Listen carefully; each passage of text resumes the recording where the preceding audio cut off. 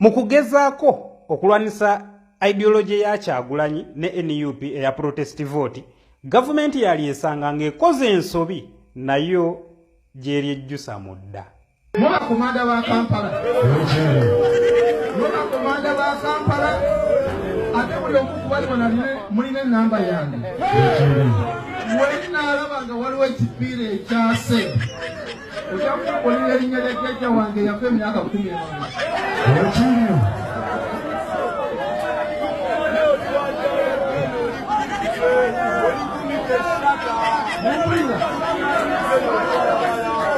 Mumpulira bulungi. Twagala ekintu kimu mirembe mu kibuga n'ebitundu bya Uganda byonna. Muyite mu kalulu ate obulamu bugende mu maaso ffenna butunyumira. Nga bwe tuwolekera akalulu, gavumenti ebadde ejjanga ng'ekuryetingawo obubinja. Mujjukira akabinja akakulemberwa Kakooza Mutale aka Kiboko Squad. Mujjukira akabinja akawembule akakulemberwa Jeno Kayanja.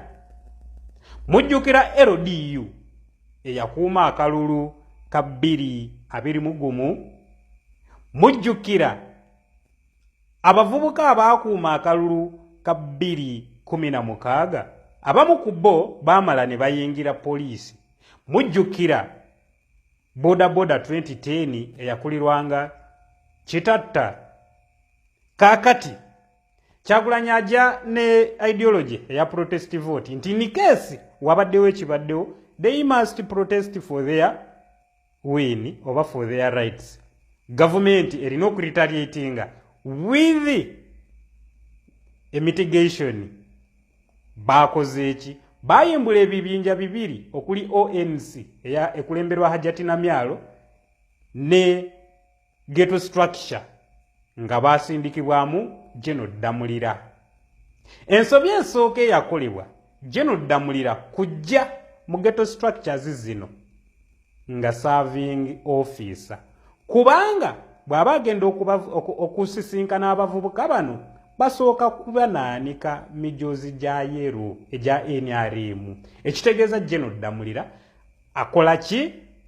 Ali kuplayinga partisan politics. Nga tuvudde awo, bano abavubuka muli bempawalinga to legitimize okukola ebikolobero oba obumenyi bw'amateeka. Tuzze tubalaba ku street nga bakuba abantu, babanyaga ebyabwe ne batambula ne bagenda bwe batyo. Kaakati tugenda tuuka mu kalulu. Bano temuli kubajjamu mutima gwa kwekalakasa nga bwe mulowoozesa abantu, wabula muli bempawalinga okufeesinga to face off aba NUP abatambuza protest vote.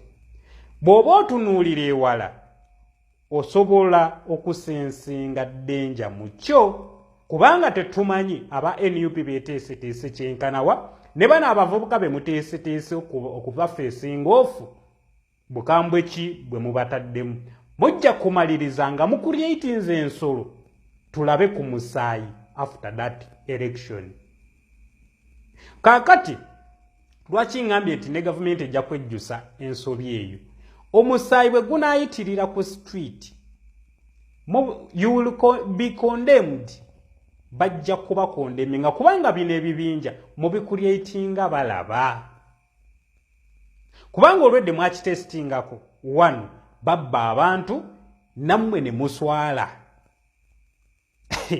Kaakati ka mu 2026 mubateeseteese babeerenga bali be tuzze tulaba, bakuba abantu bakole ki olw'okubanga mmwe mulowooza nti bano be babadde bagenda okukozesa mu kwekalakaasa. Nino ekirala mubagamba mubempawalinga financially nga bano bwe boogera. Abasinga mu bamanyi abo abasajja bakoze kyamaanyi okwongera ku baana ba ghetto ebyaddala. Kati woba oli ghetto munnange kankunyumizeeko. Bano abasajja buli bwe tuba tugenda mu kalulu babayita abavubuka ne babasembeza batiha babeetaaza ki? To use you as political condoms.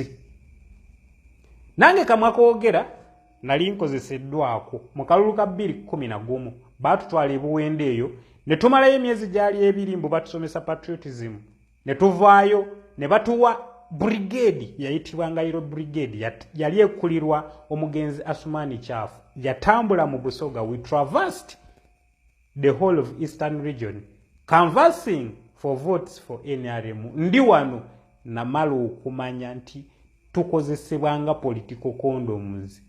Secondly, bwe baba bagamba mbu baba empoweringa financially, njagala onnyumizeeko muganda wange. Omaze ebbanga kinga tokwata ku kakadde kyekisooka. Era bw'okakwatako priority ki gy'osookerako, ki ky'osinga okuwa priority? Kukola business gwe mu kakadde?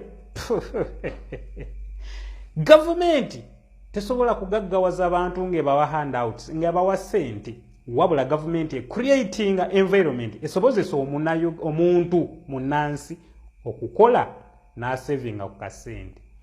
Gw'owadde akakadde oli kumuwa taxi holiday, omusomesezza okukola business, oba ozimuwadde olw'okubanga olowooza mbu agenda kukulwanyisa kamu 2026. Ekibuuzo ekirala, gwe lwaki olowooza lwaki this time gavumenti efugidde emyaka 4 gw'olowooza saawa eno lwaki ekujjukidde kati? Fumiintiriza, kozesa ku bwongo. These people babakozesanga political condoms bwe banaamala okukola omulimu gwabwe ogw'okwegatta bajja kubeeyambula babakasuka eri mu kasasiro, kubanga munaaba temukyalina kye mubagasa. Mujja kudda wano nga muwoloma, bwe mumala okukaaba tewali kye musobola bakola. Kyovudde olaba bwe muba mutambula mulinnye ku kigere, mujjeyo kye mujjeyo, naye temukola biri bye babagamba, kubanga bye babagamba biyinza okuleetera ensi okuyiwa omusaayi. Twabirabako kitatta babimukozesa. Kayanja yakuba abantu kibooko mu Wembule. Kibooko squad twagiraba yali nzibu nnyo. So tulina kuba beegendereza, ne gavumenti yennyini mulina kuba beegendereza. Abantu bannansi, omunnansi bwakugamba nti twetaaga mirembe, why? Olina kulitaliitinga na kukuba kibooko. Wama abankumire atakumira mpera. Nze Rio 256, the National Political Observer.